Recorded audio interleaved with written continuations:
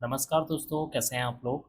आज की इस वीडियो में मैं आपके साथ स्विगी लिमिटेड कंपनी के क्वार्टर फोर फाइनेंशियल रिजल्ट को डिस्कस करने जा रहा हूं।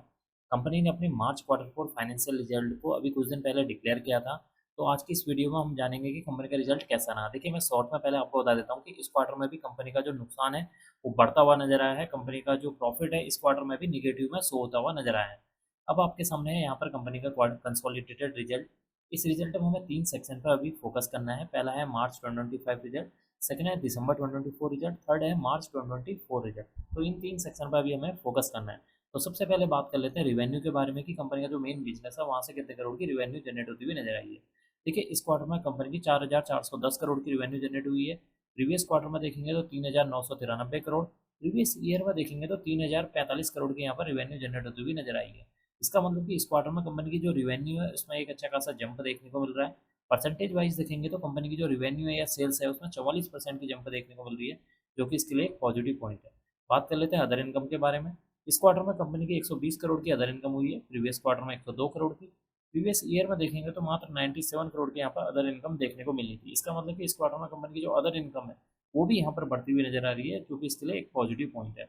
अब हम बात कर लेते हैं कंपनी के खर्चों के बारे में, यानी कि एक्सपेंसेस के बारे में कि इस क्वार्टर में कंपनी ने कितने करोड़ के खर्चे किए हैं। देखिए, इस क्वार्टर में अगर हम खर्चों की बात करेंगे तो 5,609 करोड़ के यहाँ पर खर्चे देखने को मिल रहे हैं। प्रीवियस क्वार्टर में देखेंगे तो 4,898 करोड़ के थे। प्रीवियस ईयर में देखेंगे तो 3,669 करोड़ के यहाँ पर खर्चे देखने को मिले हुए।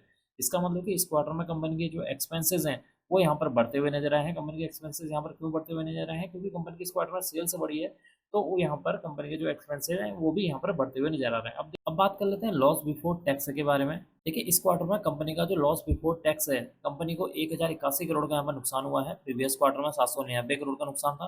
प्रीवियस ईयर में 554 करोड़ का यहाँ पर नुकसान देखने को मिला हुआ है। इसका मतलब कि अगर इस क्वार्टर में अगर आप कंपनी के लॉस बिफोर टैक्स को कैलकुलेट करते हैं ईयर ऑन ईयर वाइज, तो इस क्वार्टर में कंपनी का जो लॉस बिफोर टैक्स है प्रीवियस ईयर के मुकाबले डबल होता हुआ नजर आया है, जो कि इसके लिए एक नेगेटिव पॉइंट है।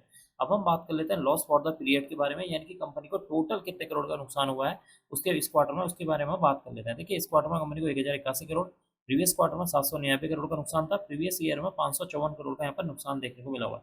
इसका मतलब कि इस क्वार्टर में कंपनी का जो नुकसान है वो बढ़ता हुआ नजर आ रहा है, जो कि इसके लिए एक नेगेटिव पॉइंट है। बात कर लेते हैं कंपनी के ईपीएस यानी कि अर्निंग पर शेयर के बारे में। देखिए, इस क्वार्टर में कंपनी का जो ईपीएस है 4,60 रुपये नुकसान में है।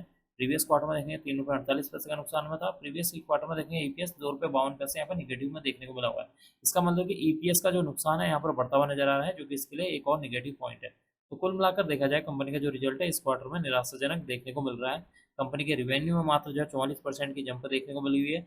तो कंपनी का जो एक्सपेंसेस है यहाँ काफ़ी हद तक जो है बढ़ते हुए नजर आए हैं। कंपनी का जो नेट प्रॉफिट है उसमें जो है निगेटिव में देखने को मिल रहा है। कंपनी का जो प्रॉफिट बिफोर टैक्स है या लॉस बिफोर टैक्स है वो भी यहाँ पर निगेटिव में आता हुआ नजर आया है। कंपनी का जो ईपीएस है उसमें भी एक अच्छी खासी गिरावट देखने को मिल रही है। तो कुल मिलाकर इस क्वार्टर में कंपनी का जो रिजल्ट है काफ़ी कमजोर देखने को मिल रहा है। अब मैं इस वीडियो को यहीं पर एंड करूंगा। उम्मीद करता हूँ कि आपको यह वीडियो पसंद आई होगी। अगर आपको यह वीडियो पसंद आई तो please like share and subscribe करना ना भूलें। Thank you.